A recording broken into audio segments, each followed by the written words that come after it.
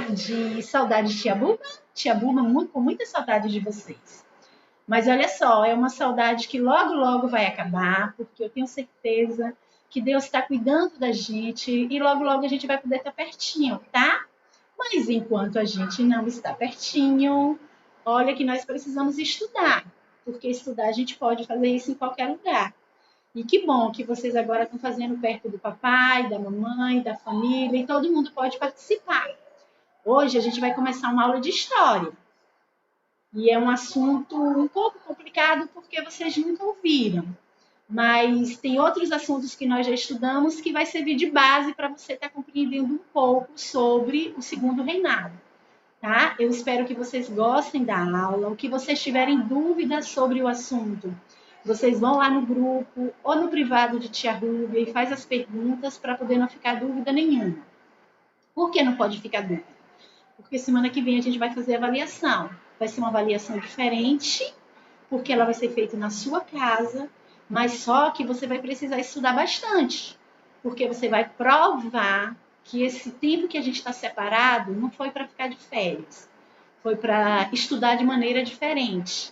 Então, fiquem aí, aguardem, porque Tia Rúbia volta já já. Oi! Então, estou de volta, né? Para a gente agora estudar um pouco sobre o primeiro reinado, que Tia Rúbia vai fazer uma retrospectiva, para que vocês possam compreender o segundo reinado, quem foi o segundo imperador, tá? E aí vocês vão acompanhar essa tarefa pelo livro. Tem tarefas sobre o império e vocês vão realizar no livro. Mas vamos lá, né? A gente vai estudar história. Legal. Vamos fazer uma retrospectiva agora. Vocês lembram de Dom Pedro I, quando nós estudamos no ano passado, quando o Brasil ficou livre de Portugal, quando a corte portuguesa pedia a volta de Dom Pedro I e ele teve que voltar para o Brasil? Lembra que a gente estudou isso? Que ele veio junto com o pai, com a família real, que veio morar no Rio de Janeiro, que fez diversas modificações na cidade do Rio de Janeiro, alargou ruas. Lembram que nós estudamos? Então, quando a família real teve que voltar para Portugal, eles deixaram aqui Dom Pedro. E ele foi o primeiro imperador do Brasil. Né? Ele proclamou a independência do Brasil, ele cortou todos os laços do Brasil com Portugal. E aí ele vai se tornar o primeiro imperador do Brasil. E junto com ele e outras pessoas vão organizar algumas coisas que vão começar a mudar a história do Brasil. Então, vamos ver aqui, ó. O primeiro império foi marcado por grandes mudanças. Então, foi o que Tia Rúbia falou. Que mudança foi essa? A principal mudança foi a Constituição, a primeira Constituição brasileira. Hoje nós temos a nossa Constituição, que ela serve de norte para tudo aquilo que é feito em um país. Então, ela é a carta maior, ela é o maior documento que existe no Brasil. Então, nós temos a Constituição que rege o nosso Brasil. Essa Constituição tem uma história lá no passado. Quando Dom Pedro I ele foi elaborado junto com outras pessoas da confiança dele, a primeira Constituição brasileira. Quando foi que isso aconteceu? 25 de março de 1824. O que havia, o que continha nessa Constituição? Algumas leis. Por exemplo, a primeira lei, Dom Pedro, claro, ele quis favorecer ele mesmo. Então, ele criou um sistema de monarquia. O que era o sistema de monarquia? A lei maior do país seria do imperador, que no caso era Dom Pedro I. O Brasil seria governado por um monarca, foi o que eu falei. Quem era o monarca? O imperador. Quem era o imperador? Dom Pedro I. O voto seria censitório. Eu não vou explicar o que é o voto censitório, porque eu coloquei essa questão como uma pesquisa, mas vocês vão ver que não tem nada demais. Eu só quero aguçar a curiosidade de vocês. Outra coisa que é muito diferente de nós hoje. O voto naquela época, ele era oral. As pessoas, quando iam votar, elas teriam que chegar à mesa e dizer em alto som, né, qual era o candidato delas. Isso acontece hoje? Não. Mas na primeira Constituição, era colocado como lei. Então, toda pessoa que tinha o direito de votar, porque não era todo mundo que votava, todo mundo que tinha esse direito, ele iria na hora da votação, lá na mesa, para todos que estivessem trabalhando, ele teria que dizer de quem era o voto dele. Hoje isso não acontece. Hoje o voto é secreto. Hoje nós não vivemos um sistema de monarquia, a gente vive um sistema de democracia. E ninguém precisa saber do nosso voto, porque ele é nosso. Quando você puder votar, o voto vai ser seu, um direito seu. Você vai ter o direito de escolher quem você quer que lhe represente.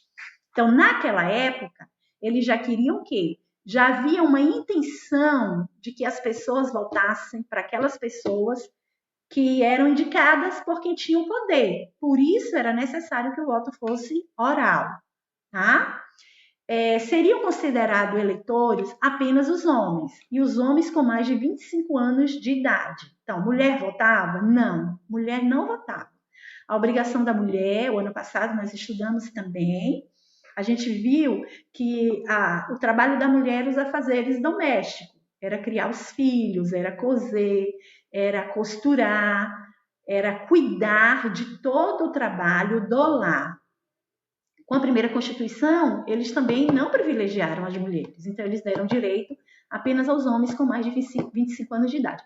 Quando a gente faz um paralelo com os dias de hoje, a gente vê quanta coisa mudou na nossa Constituição, porque hoje o jovem, o adolescente jovem, ele pode votar a partir dos 16 anos. É obrigatório? Não. Ele vota se ele quiser. Mas ele tem o direito de, já com 16 anos, escolher quem ele quer para governar o município, ou o estado, ou o Brasil. Outra coisa que ficou estabelecida na Constituição foi a divisão do Brasil, que seria mantida em províncias governadas por presidente. Quem iria escolher esses presidentes para governar as províncias, né? Que eram cidades menores.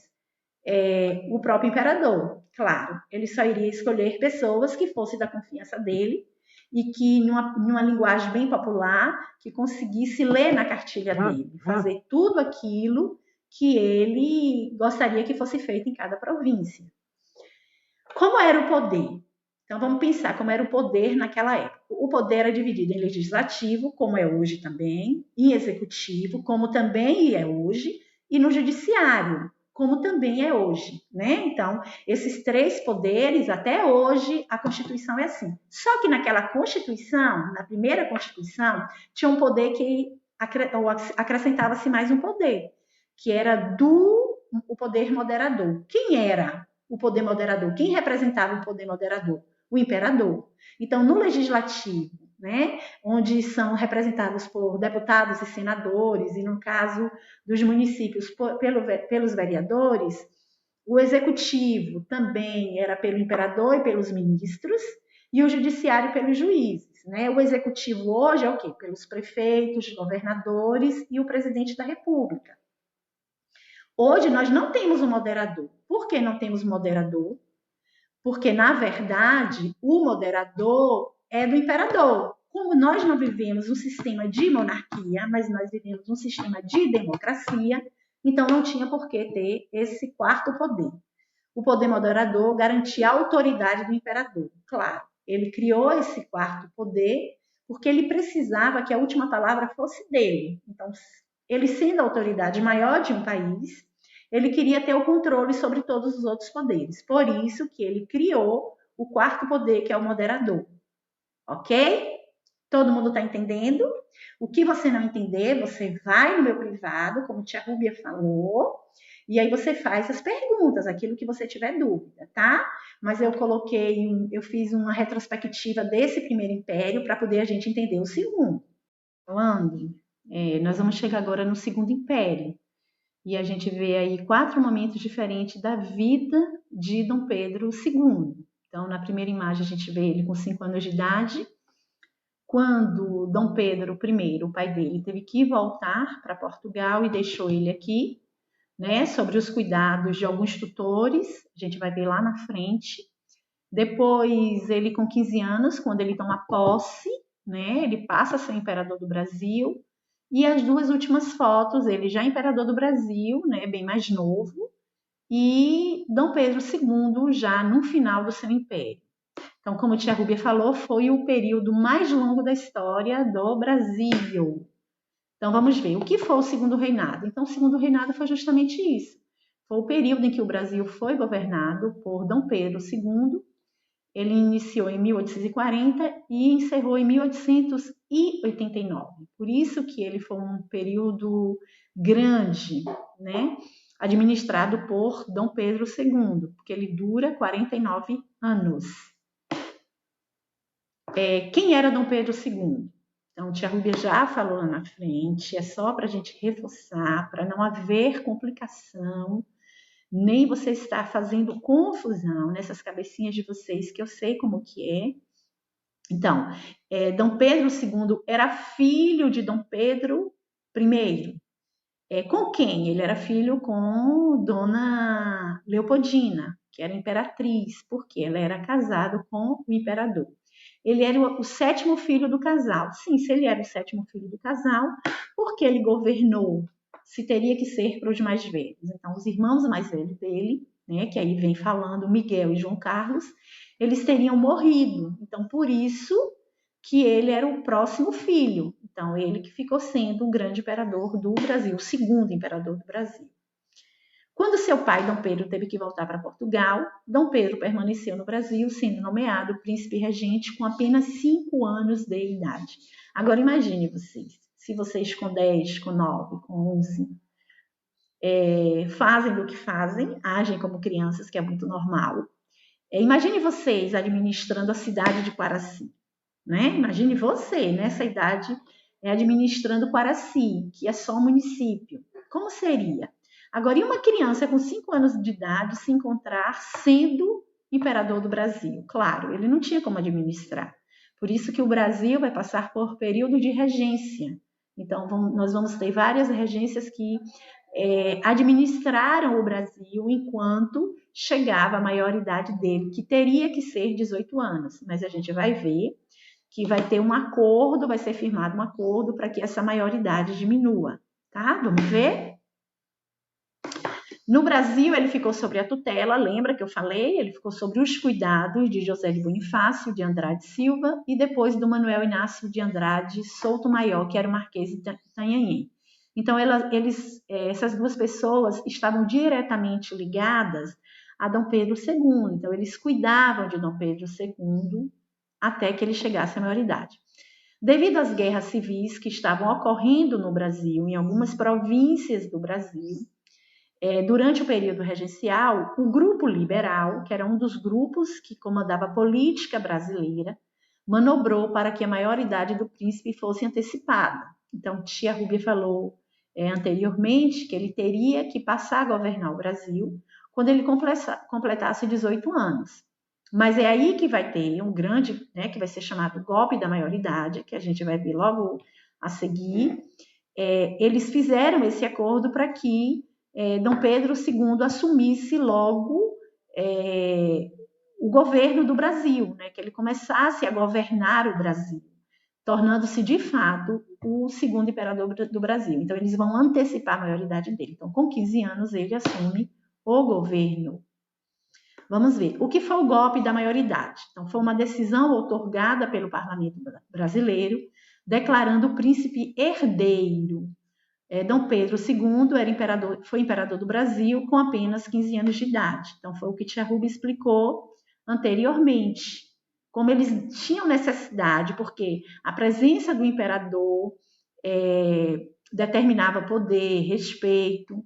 Como o período de regência já estava muito longo, né, eles anteciparam a maioridade de Dom Pedro II. Por isso que foi chamado o golpe da maioridade. Por que o golpe? Porque nem todas as pessoas eram de acordo que ele assumisse o governo do Brasil com apenas 15 anos de idade. Vamos lá. Olha o que é que diz esse texto aí. O menino Pedro de Alcântara só poderia assumir o governo ao atingir 18 anos. Os representantes do Partido Liberal resolveram antecipá-lo e deram o golpe da maioridade, isto é, articularam-se para declarar Pedro de Alcântara maior de idade. Assim, com 15 anos, ele foi coroado imperador, recebendo o título de Dom Pedro II. Assim, com a coroação de Dom Pedro II, tinha início no Brasil o segundo reinado. Então, na verdade, o segundo reinado, ele só acontece de fato com a posse de Dom Pedro II como imperador do Brasil. E agora, algumas características do Segundo Império. Assim como o Primeiro Império teve várias características que marcaram a história do Brasil, a gente vai ter agora também o Segundo Império, que vai marcar toda essa história. Então, foi um período marcado por mudanças sociais, políticas, econômicas. Então, dentre elas, tem algumas que eu coloquei, são várias, mas eu coloquei as principais, tá? Então, o café foi o principal produto agrícola brasileiro. Por quê? Ele vai ser, nesse momento, a maior riqueza brasileira. Porque, como nós vimos no ano passado, em vários momentos da história, houve um produto que era de maior valor. Então, quando os portugueses chegaram aqui para colonizar, eles vão encontrar a primeira riqueza brasileira nossa, que vai ser o pau-brasil. Depois vai vir o açúcar, né? Nós estudamos. Depois vai vir o ouro das minas. E agora, no período do segundo reinado, vai vir o café como a nossa grande riqueza agrícola. A imigração, principalmente de europeus, mas isso não quer dizer que nós não tivemos outros povos que vieram para aqui. Então, nós tivemos japoneses, chineses, coreanos. Então, foi uma variedade de imigrantes que vieram para o Brasil. Por que vieram para o Brasil? Devido a alguns conflitos que eles estavam vivendo nas suas terras e também porque eles vieram com a promessa de que aqui eles teriam uma condição melhor de vida. Então, vai ser nesse período em que a gente vai receber muitos imigrantes. O surgimento das novas tecnologias, que vai marcar o avanço do Brasil. Então, o telégrafo, as ferrovias, o telefone, a iluminação a gás. Quando nós estudamos a vinda da família real para aqui, eu já falei anteriormente a questão das mudanças que foram necessárias ser feitas na cidade do Rio de Janeiro para a permanência da família real, o alagamento das ruas, em algumas ruas rede de esgoto. Havia também a iluminação, só que era uma iluminação feita à base de candeeiros, e agora não, ele coloca a iluminação à base de gás. Então foram criadas fábricas, né? Fábricas de tecido. Deixa eu voltar aqui. O dedo bateu em um lugar errado, mas tudo bem. Foram criadas fábricas de tecidos e de alimentos, o que também favoreceu o desenvolvimento do Brasil neste período. E uma questão muito forte foi a questão abolicionista, né? Então, Dom João, ele, por forças externas, né? A gente sabe que nesse período também estava ocorrendo a Revolução Industrial, e para que essa revolução também se estendesse ao Brasil, né? O envio de máquinas, a abertura de muitas fábricas, eles exigiam a abolição da escravatura, né? Eles exigiam a liberdade dos escravos. Por quê? Porque o Brasil era um dos únicos países onde ainda prevalecia o sistema de escravidão. Então, isso foi muito forte no governo. E, além do mais, nós estudamos no ano passado, a gente viu o quanto a filha de Dom Pedro II era a favor dessa abolição, que vai ser a Princesa Isabel. Então, o que me encanta e me deixa maravilhada com a história é o fato de uma coisa estar ligada à outra, né? Então, a questão da abolição vai ser muito forte e logo, logo depois acontece a liberdade dos negros. Vamos para o próximo, né? A gente vai ver um pouquinho aí da questão da política interna, como é que funcionava essa questão de partidos aqui. Então, a gente tinha 2 partidos, que era o Partido Conservador, que antes era chamado de regressista. Quem fazia parte desse partido? Então, está muito bem clarinho aí, eram os proprietários rurais, né? Os donos de fazendas, os burocratas do serviço público, então as pessoas que trabalhavam no serviço público, e grandes comerciantes faziam parte desse Partido Conservador. O Partido Liberal, antes era o Partido Progressista, então agora aí já está dizendo, né? Então vão ser profissionais liberais urbanos, proprietários rurais de áreas de colonização mais recentes, né? Quando falava proprietários rurais, no Partido Conservador, eram os grandes fazendeiros, os grandes latifundiários. Quando a gente vem para o Partido Liberal, Tem também aí os proprietários rurais, mas de áreas menores, né? De fazendas mais novas. Então, o que é que acontece nesse governo? Duas forças políticas brigavam entre si durante a maior parte do segundo reinado. É diferente hoje na política brasileira? Não, não é diferente. Os partidos ficam lutando um contra o outro pelo poder. Então, lá naquela época, só existiam dois partidos.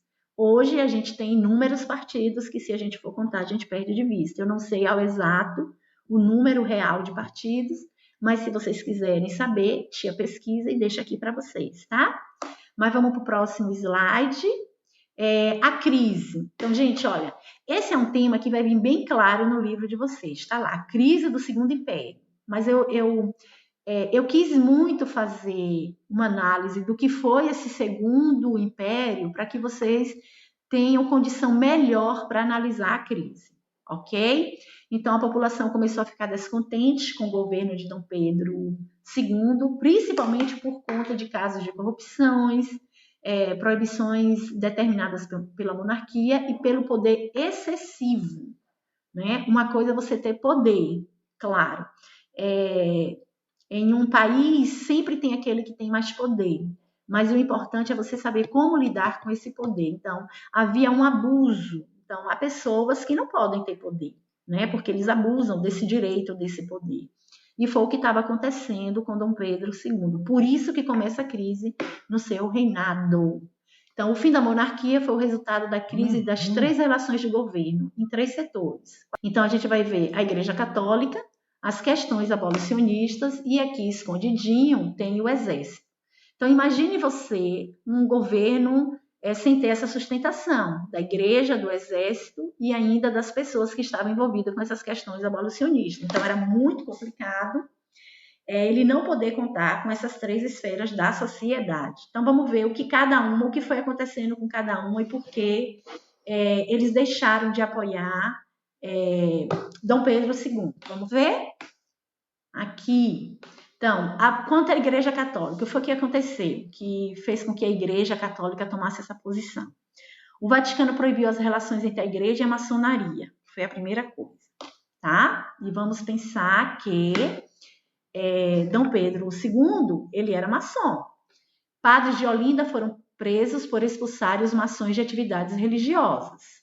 E existia um regime, o regime padroado. E o que foi que o imperador fez? O imperador podia tomar decisões e vetar algumas coisas que eram de decisões dos papas. Então, eles ficaram muito chateados, a Igreja Católica ficou bastante chateada com a postura de Dom Pedro II, e por esse motivo eles se distanciaram do governo. Exército. Então, após a vitória da Guerra do Paraguai, que também eu coloquei em uma atividade de pesquisa, porque a Guerra do Paraguai vai acontecer justamente no período do Segundo Reinado, e eu coloquei para vocês fazerem essa pesquisa. Então, tiveram alguns militares que se destacaram, né? Porque foram eles que foram para lá lutar, no Paraguai. E eles ficaram reconhecidos. Então, alguns militares, eles começaram a ganhar prestígio. E como o prestígio estava grande, então eles fundam um clube militar. E eles passam a pressionar o governo imperial. Claro, eles agora também tinham poder. Eles agora também tinham reconhecimento do povo. E aí eles viram uma oportunidade também para eles se lançarem nessa questão política. Os militares passaram a defender as ideias republicanas. O que quer dizer isso? Eles já não queriam mais o sistema de governo imperial. Eles não queriam dar ao imperador todo o poder e toda a autoridade, né? Então a gente estudou lá na frente que foi um dos poderes criados por Dom Pedro I para que ele tivesse a última palavra. Então o exército ele começa a se organizar e começa a surgir no grupo deles as primeiras ideias de república, né? De tirar das mãos do imperador todo o poder. E o outro ponto foram as questões abolicionistas. O exército informou que não procuraria mais escravos fugidos, né? Então, o exército foi quebrando com ele. A Câmara aprovou a Lei Áurea, que foi assinada pela princesa Isabel, filha de Dom Pedro II, e houve pressões externas. A Inglaterra, como eu já disse antes, com a Revolução Industrial e veio o surgimento da criação de leis. Gente, eu fico muito tranquila quanto a essa questão da criação das leis, porque o ano passado, nós estudamos bastante a questão das leis, né? Nós estudamos a lei do ventre livre, a lei do sexagenário, a lei Eusébio de Queiroz e a lei Áurea. Então, eu quero muito que na cabecinha de vocês, lembra do que Tia Rúbia falou? Abre as gavetinhas para procurar o conhecimento que está guardado aí. Então, a gente estudou a lei Eusébio de Queiroz, que vai proibir o tráfico de escravos, não entra mais escravos no Brasil. Depois, a gente estudou a lei do ventre livre, né? Que libertava os filhos de escravas nascidos daquela data em diante. Teve a lei do sexagenário, né, que dava liberdade para os escravos com mais de 60, 65 anos. E, por último, a gente estudamos a Lei Áurea, que deu liberdade total. Então, eu coloquei aí apenas uma síntese, só para vocês darem uma olhada, porque eu sei que está guardadinho aí. E veio o fim do Segundo Império, né? Como foi que aconteceu o fim do Segundo Império? Então, o comandante de prestígio, Deodoro da Fonseca, foi convidado a chefiar o movimento republicano e em 15 de novembro de 1889, foi proclamada a independência, a república no Brasil. Então, a família ela teve que voltar para Portugal. Na verdade, ela não foi porque ela quis, ela foi obrigada. Então, ela foi levada para a Europa, né? Ela foi levada para a Europa e o Marechal Deodoro da Fonseca assumiu o governo provisório. Então, findou-se aí o Segundo Império. Mas a gente tem uma atividade de casa, tá? Então, depois você vai abrir com muito cuidado os slides de novo e, se precisar, eu vou tirar uma foto, vou fazer assim para ficar melhor. Eu vou tirar para vocês lerem com bastante cuidado todas as informações, fazer a atividade, a pesquisa para responder no caderno, tá? E essas outras você só coloca a questão e a letra que você escolheu, ok? No mais, beijinho, beijinho e até a próxima aula. Que Deus te abençoe. Beijos!